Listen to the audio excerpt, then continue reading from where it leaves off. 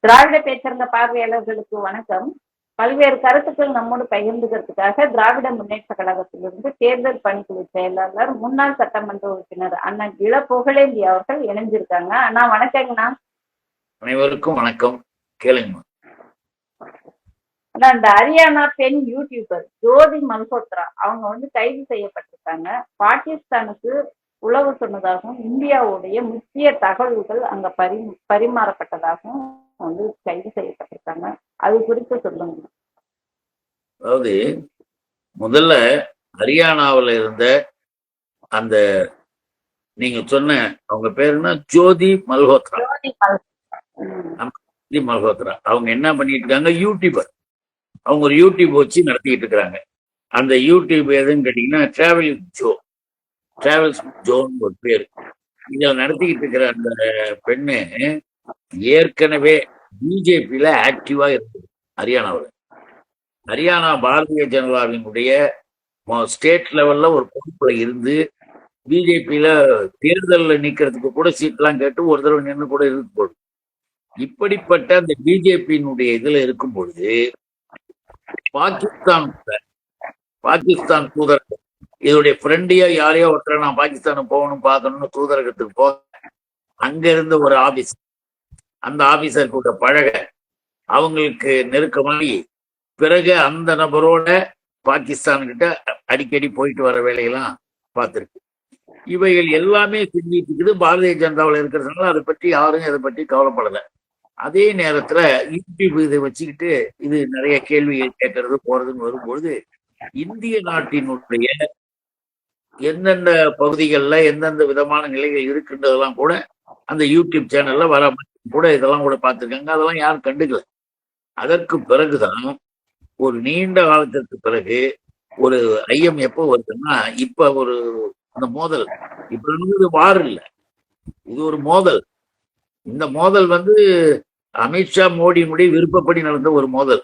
இந்த மோதல்ல வந்த உடனே பாகிஸ்தானுக்கு உளவு சொல்லக்கூடியவர்கள்னு ஒரு 4 பேர் எல்லாம் தேடி பிடிக்கிறது. பஞ்சாப்ல ஒரு 2 பேர் கூட பிடிச்சிருக்காங்க. இங்க அப்படியே விசாரிச்சுட்டு வரும்பொழுது இந்த லேடி இதையும் விசாரிச்சு பார்த்தா நீண்ட காலமாக பாகிஸ்தானுக்கு இந்தியாவினுடைய நிலைமைகளை எடுத்து சொல்றது, போர்க்காலத்தில் இருக்கிறத பற்றி சொல்றது, இவங்க பாரதிய ஜனதான்ற ஒரு காரணத்தினால அரசு ரீதியாக இருக்கக்கூடிய ரகசியங்களையும் உளவையும் தெரிஞ்சு வச்சுக்கிட்டு சொல்லியிருக்கு. ஆக பிஜேபியில இருந்துகிட்டு எதையும் செய்யலான்ற நிலையில இந்த அம்மையார் அவ்வளவுதான். இப்ப அதுக்காகத்தான் இப்ப அரெஸ்ட் பண்ணியிருக்காங்க. அதற்கு பிறகு என்ன செய்வானுங்கன்றதெல்லாம் இனிமே தான். ஏன்னா எப்பயுமே பிஜேபி இதெல்லாம் ஒரு பெரிய குற்றமாவே நினைக்காது. பாரதிய ஜனதா என்பது இந்தியாவுக்கே உழை வைக்கிறதுக்காக வந்திருக்கு. அது பாரத் மாதா, பாரத், இந்தியா கிடையாது. இது இந்தியாவுக்காக எதிராக பாகிஸ்தான்ல போய் உளவு பார்த்ததுன்றதுதான். இப்போ இவ்வளவும் பேசுறோம். குஜராத் இருக்கு. குஜராத்ல இருந்து எவ்வளவு பேர் சைனாவில் இருக்காங்க, எவ்வளவு உளவு தொடர்பு, எல்லாம் குஜராத்திஸ் தான். இதுக்கெல்லாம் காரணமே மோடி என்பதுதான். மோடி தான் அப்ப அனுப்பி வைக்கிறவர். அதனால இது யூனியன் கவர்மெண்டினுடைய அஜாக்கிரதை, கவனமின்மை, திறமையின்மை என்பது மட்டும் நம்ம சொல்ல முடியாது. தெரிந்தே அளவு பண்ணுது, தெரிந்தே எதையும் செய்வது. நாளைக்கு இந்த லேடியை வச்சுக்கிட்டே ஒரு பெரிய விஷயத்தை செய்து அதை பூதாகரமாக ஆக்கி ஒரு 100 பேரை சாகடிச்சு பார்த்தீர்களா மோடி தான் போய் தடுத்தாருன்னு அப்புறம் கையை பிடிச்சிட்டு செய்யுது. இப்படிலாம் மக்களை ஏமாற்றி தேர்தல் நேரத்துல அரசியல் இப்படிதான் பண்ணுவாங்க. கைது பண்ணிட்டு என்ன பண்ண போறாங்க?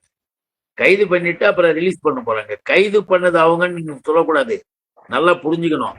ஒரு கட்டாயத்திற்கு மேற்பட்டால் வேற வழியே இல்லை. சரி, எல்லாம் கத்தலாம். இது எல்லாருக்கும் தெரிஞ்சு போச்சு. தெரிஞ்சு போனதற்கு பிறகு எப்படியா நீ விட்டு வச்சிருக்கன்னா நமக்கு கட்சிக்கு பேர் ஜனங்க மத்தியில கெடுத்துருவோம். அதனால நாங்க கைது பண்ற மாதிரி பண்றோம், நீ வரா மாதிரி வா, அப்புறம் விடுற மாதிரி விட்டுருவோம். சட்டப்படி எல்லாம் நடக்குது. நாங்க என்ன பண்றோம், எல்லாமே நாடகம், நடிப்பு தான். அதனால இந்த கூட பொருள் பொறுத்த வரைக்கும் இந்த கைது கூட ஒரு நாடகமாக இருக்கலாம். ஒரு வார்த்தை தெரியும். ஹரியானாவுல யாருங்கண்ணா, எந்த கவர்மெண்ட்டுங்கண்ணா ஹரியானாவுல? ஹரியானா பிஜேபி தான். பிஜேபி. அப்ப அவங்கதான் அரெஸ்ட் பண்ணிருக்காங்க. ஹரியானா தான். ஹரியானாவுல வந்து இன்னும் இது எப்படி வெளியே வந்தது? வேலைகள் எது இது இந்த ஜோதி மல்ஹோத்ரா அரெஸ்ட் பண்ணது.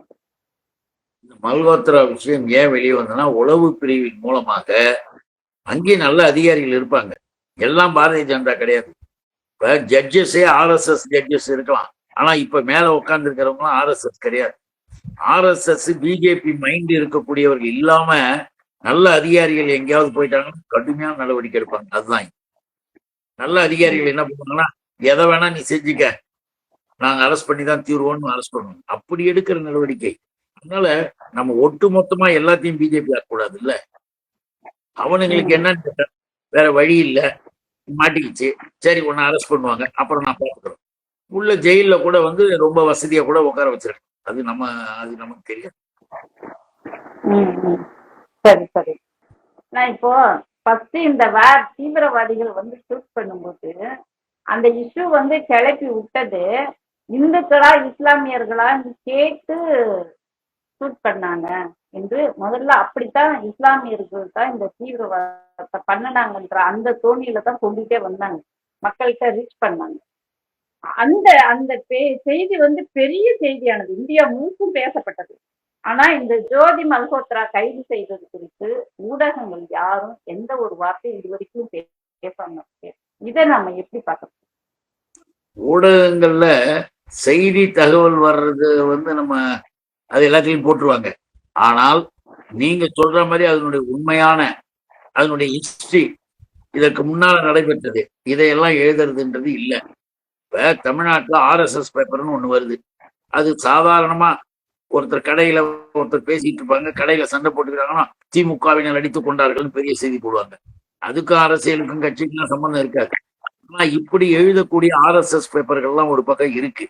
அதே நேரத்துல பிஜேபி அது இதுன்னு வரும்பொழுது நம்முடைய பத்திரிகையில் நம்முடைய பேப்பர்ல நியாயபூர்வமாக ஒரு ஆரோக்கியமான நிலையில் தான் செய்திகள் வெளியிட்டு இருக்கிறாங்க. அதையும் நம்ம பார்க்கணும். இப்ப இந்த லேடி இந்த விஷயங்கள் போது அந்த லேடி வந்து அது ஏற்கனவே பாரதிய ஜனதாவில் ஹரியானால செயல்பட்டுக்கிட்டு இருந்தது, ஒர்க் பண்ணிக்கிட்டு இருந்ததுன்ற தகவலை நாம பிற செய்திகளின் மூலமா தெரிந்து கொள்ள முடியுதே தவிர ஊடகங்கள் மூலமாக வரலன்றது நீங்க சொல்றது ரைட்டு. இப்ப நம்மளுடைய ஊடகங்கள்ல இந்த வாய்ப்பு இருக்கிறதுனால இந்த கேள்வி கேட்டதுனால 4 பேர் பார்க்க போறாங்க. பிஜேபி பொண்ணு தானே இது, ஆமா. அதே போலதான் இப்ப எல்லாத்துலயும் வேறு வழி இல்லை. யூனியன் கவர்மெண்டினுடைய வலிமை எப்படி இருக்கு? வலிமைனா என்ன? ரொம்ப ஒரு வில்லங்கையில இருக்கக்கூடிய ஆயுதம் போல இவர்கள் வந்து எதையும் செய்யறாங்க. இப்ப வந்து இந்த வயர் இந்த இதை வந்து இது பண்ணாங்க தெரியுமா? அது வந்து பிஜேபி செஞ்சிருக்கிறத 4 கேள்வி கேட்டாங்க. கேள்வி கேட்டு விமர்சனம் போட்டாங்க, அதை முடக்கலாம். அப்படி இது ஒரு உதாரணம். எதுக்கு சொல்றோம்னா இதை போல அவர்களை ஆதாரப்பூர்வமாக அறிவுபூர்வமாக பெரிய ஊடகங்களை வந்து பண்ணா அதுக்கு வேற தொல்லைகளை கொடுத்து அதை ஒழிக்கிறது, அதை அழிக்கிறது. இது வழக்கமா இவனுக்கு செஞ்சுட்டு வரானுங்க. அதையும் மீறிதான் இப்ப யூடியூப் சேனல்ஸ் உள்ள இதுல விவாதங்கள் இதுல செய்திகள் வெளியில வருது. தமிழ்நாட்டிலே கூட அதிகம் பேசப்படல. ஏன் வரல தவிர எப்ப பாரதிய ஜனதா கவர்மெண்ட் எப்ப யூனியன் கவர்மெண்ட் எப்ப இறங்கி போகுதோ அதுக்கு பிறகுதாமா ஊடகங்கள் கூட ஜனநாயக முறைப்படி அதிகாரத்தோட இருக்க முடியும். அது வரைக்கும் இருக்க முடியாது, விடமாட்டேன். அதுதான் காரணம். இப்ப நாம வந்து எல்லாம் பேசிட்டு நம்ம எல்லாம் இது பண்ணிட்டு இருக்கிறோம். இப்ப பாருங்க, இந்த இது அழகா ஒரு இது ஒன்று சொல்லணும்னு நினைச்சேன். அதாவது இந்த யூடியூப் நம்ம வீடியோவே மோடிய பேசுற வீடியோ அதிகம் ரீச் ஆக மாட்டேங்குது. அதுவே யூடியூப் காரன் ரெக்கமெண்ட் பண்ண மாட்டேங்கிறான். இதுல இங்க பாருங்கம்மா, அதாவது தமிழ் இம்சை இருக்காங்கல்ல, பெரிய பிஜேபி நாங்களும் அப்படியே திமுகவை தோற்கடித்து அடுத்த தேர்தலில் எங்களுடைய ஆட்சி வந்துடும் அப்படி இப்படின்னு சொல்லி உளறின்னு கிடக்கும் போது விஜய் கட்சி வந்து அந்த கட்சியினுடைய சில பொறுப்புகள்ல தகவல் தொடர்பு அணி, அந்த அணி, இந்த அணியில சேர்ந்த மாநில பொறுப்புல இருக்க பொதுச் செயலாளர்கள்லாம் கொடுத்துட்டாங்க. பிஜேபியுடன் கடைசி நிமிடம் கூட எந்த நிமிடத்திலும் அவங்களுடன் கூட்டணி கிடையாதுன்னு அவன் கொடுத்துட்டான். அதெல்லாம் பார்த்துட்டு தமிழ் சொல்லுது, இதெல்லாம் ஒண்ணும் கிடையாது, விஜய் இன்னும் சொல்லல. அப்போ எப்படி இருக்குன்றதுக்காக சொல்றேன். அவ்வளவுதான் அவங்களுடைய யோகிதை. அவன் நான் இப்ப ஆடு மாடு மேய்ச்சிக்கிட்டு நான் நல்லா இருக்கிறேன்றான் அண்ணாமலை இல்லையா? ஏற்கனவே ஆடு மாடு மேய்ச்சிக்கணும், இப்ப நான் ஆடு மாடு மேய்ச்சிட்டு நல்லா இருக்கேன், எனக்கு ஒன்றும் கஷ்டம் இல்லை அப்படின்றான். இந்த மாதிரி அததான் நம்ம மனோ தங்கராஜ் ரொம்ப அழகா சொன்னார். அவருடைய இளவல் தான் தம்பி மனோ தங்கராஜ் அமைச்சரா இருக்காரு, அழகா சொன்னார். ஆடு மாடு மேய்த்து கொண்டிருந்தவனே ஐபிஎஸ் ஆக்கியது திராவிடம், திராவிட இயக்கம். ஐபிஎஸ் ஆனவனே மறுபடியும் ஆடு மாடு மேய்க்கும், அதான் பிஜேபி. நாமல இல்லையாமா ஐபிஎஸ் நான் ஆடுலாம் மாத்திட்டு இருந்தானா, ஆடு மேய்ச்சிக்கிட்டு இருந்த உன் குடும்பத்தை உன்னை ஐபிஎஸ் ஆக்குறது திராவிட மாடல். இன்னைக்கு நீ ஐபிஎஸ் ஆபீசரா இருந்துட்டு இன்னைக்கு என்ன பண்ணிருக்க, ஆடு மாடு மேய்க்க மறுபடியும் போயிட்ட. உன்னை அங்க அனுப்பி வச்சது பிஜேபி. திராவிட மாடலுக்கும் ஆரி மாடல் இருக்கிற வித்தியாசத்தை அவர் ரொம்ப அழகா எடுத்து சிறப்பா சொல்லியிருந்தார். நல்லா இருந்தது.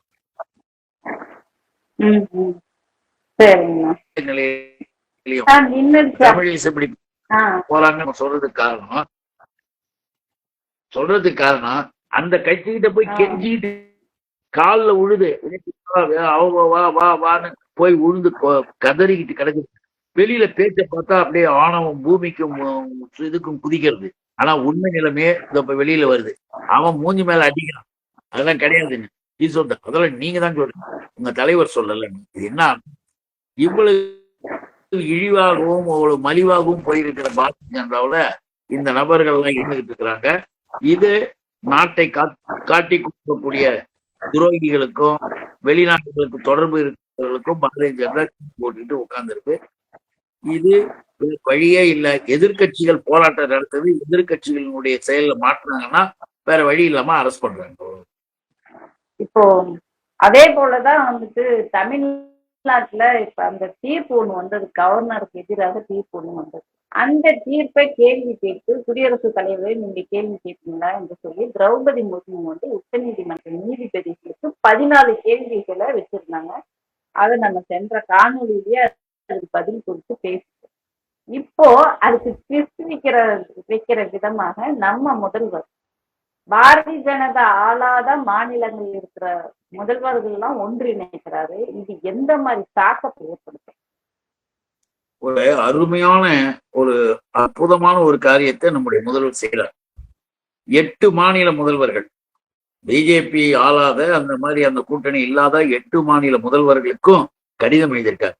அவர்களுக்கு ஏற்கனவே இந்த தொகை சம்பவம் குறித்து இந்த இது குறித்து நிறைய அறிவியல் ரீதியா பார்த்திருக்கிறாங்க. ஆனாலும் கூட ஒரு அங்கீகாரமாக ஒரு சட்ட ரீதியாக ஒரு மடலே கடிதமே எழுதுறார்.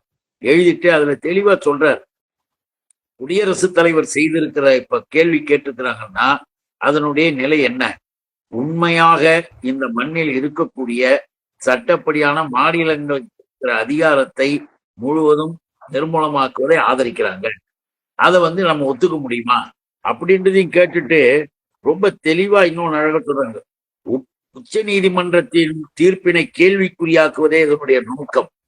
சட்டமன்ற தேர்தல்களை நிறுத்தி வைப்பது, சட்டமன்ற மசோதாக்களை நிறுத்தி வைப்பது, அதன் மூலமாக தேவையற்ற தாமதத்தையும் செய்து மக்களுக்கு செய்ய வேண்டிய நன்மையை எதிர்கட்சி மாநில தலைவர்கள் இல்லையா அந்த மாநிலங்கள்ல மக்கள் படுகின்ற கஷ்டத்தை ஆதரிக்கக்கூடிய செயலாகத்தான் இது இருக்கு. ஆகவே இதை நாம கண்டுக்காம விட்டோம்னா இன்னும் இது நிறைய தொல்லைகள் கொடுப்பாங்க. அதனால நாமெல்லாம் ஒன்றுபடுவோம். ஒன்றுபட்டு இந்தியாவினுடைய மாநில அதிகாரங்கள், மாநில சுயாட்சிக்கான இது ஒரு படி, இதுவும் ஒரு வழி. நாமெல்லாம் ஒன்று சேர்ந்து அதுக்கு போகணும்னு அழைக்கிறார். நம்ம முதல்வர் ஏற்கனவே இந்தியாவில இந்த ஜட்ஜ்மெண்ட் வந்த உடனே எல்லாரும் ஆச்சரியத்தோட அவரை பார்த்து பாராட்டினாங்க, வரவேற்றாங்க. இப்ப அப்படியே விட்டு இல்ல, போராட்டத்துக்கும் நம்ம தயாராவோம், எல்லாரும் ஒன்றுபடுவோன்றது அவர்களுக்கு விழுகின்ற அடி, பிஜேபிக்கு விழுகின்ற அடி. ஏன்னு கேட்டா பிஜேபி என்கின்ற பார்ட்டிஸ்டுகள் ஆளுகின்ற இடத்துல கூட்டணி ஆட்சியில வந்துருக்காங்க. அங்க பிரச்சனைகள் வரும்போது எல்லாரும் வந்துருவாங்க. பொதுவாகவே இந்தியா முழுவதும் ஜனநாயகத்தில் நம்பிக்கை உடையவர்கள், அரசியலமைப்பு சட்டத்தில் நம்பிக்கை உடையவர்கள் எல்லாருமே நம்முடைய முதல்வர், நம்முடைய தலைவருடைய இந்த கடிதத்தை வரவேற்கிறார்கள், முற்படுகிறார்கள். ரொம்ப எக்ஸலண்ட். அதனால மிகப்பெரிய அளவிற்கு வரவேற்பு இந்த கடிதம் பிஜேபிக்கு வைக்கக்கூடிய மிகப்பெரிய அடி, கொடுக்கக்கூடிய மிகப்பெரிய அடி. அதுல இன்னும் கூட சொல்லணும்னா பிரசிடென்ட் இருக்காங்கல்ல, அவங்க ராஜினாமா பண்ண அவங்க ராஜினாமா பண்ணிட்டு போகணும். சட்டத்தை மீறுகிறார்கள். அரசியலமைப்பு சட்டத்துல முன்பாட்டி தெரியல சிறப்பு அதிகாரம் இருக்குன்ற பேர்ல எதை வேணாலும் செய்யலாம்னு சுப்ரீம் கோர்ட்டு போய் யாராவது கேள்வி கேட்டிருக்காங்களா? இது வரைக்கும் கோர்ட்டுக்கு போய் கேள்வி கேட்பாங்க. நீ கோர்ட்ல பிரகாரம் நீதிபதிகள் கேள்வி கேட்கலான்ற சட்டம் இருக்குங்க. நம்ம இவரு நீதியரசர் சந்திர பேசியிருக்காரு பாருங்க. இல்ல, சட்டம் இருக்குன்னா கேள்வி கேட்கிற சட்டம் இல்ல. நீங்க கோர்ட்டு சம்பந்தப்பட்ட ஜட்ஜ்மெண்ட் மற்றது வந்துடுச்சு. இப்ப ஜட்ஜ்மெண்ட் வந்துடுச்சு, வந்து இவ்வளவு நாள் ஆயிடுச்சு. நீங்க எதுக்கு எப்ப கேள்வி ஜட்ஜ்மெண்ட்ல போய் கேள்வி கேட்கறீங்கன்னா அப்பீல் போக முடியாது ரைட்டு, ரிவிஷன் போக முடியாது ரைட்டு, ரிவ்யூ. நீ போயிட்டு இதனுடைய இது விளக்கம் தாங்கன்னு கூட நீங்க சொல்லி கேட்கலாம். இந்த 14 கேள்விகளை போட்டீங்கன்னா ஏற்கனவே ஜட்ஜ்மெண்ட் கொடுத்தாருல, அந்த ஜட்ஜ்மெண்ட்லயே இந்த 14 கேள்விகளுக்கு பதில் இருக்கு. முதல்ல அது போட்டணும். இவங்க இஷ்டத்துக்கும் கேள்வி கேட்டுக்காங்க. அந்த ஜட்ஜ்மெண்ட் எடுத்து படிச்சு பார்த்தா தெரியும் இவங்களுடைய ஐயங்கள் சந்தேகங்கள் எல்லாருக்கும் அதுல பதில் இருக்கு. அதனால இது அரசாங்கம் செய்கின்ற ஒரு சதி திட்டம். அவங்க நேரடியா கேட்க முடியாதுன்னு குடியரசுத் தலைவர் மூலமாக கேள்வி கேட்கிறோம்னு சொல்லி இந்தியாவினுடைய இதுவரைக்கும் இருந்து வரக்கூடிய ஒரு சரியான சட்டபூர்வமான அரசு நிலையெல்லாம் கூட கெடுக்கிறாங்க. இது பிஜேபி செய்யக்கூடிய வழக்கமான பாணி தான். அதுக்கு அவங்க சரிங்கண்ணா, நன்றிங்கண்ணா, நன்றி, வணக்கம்.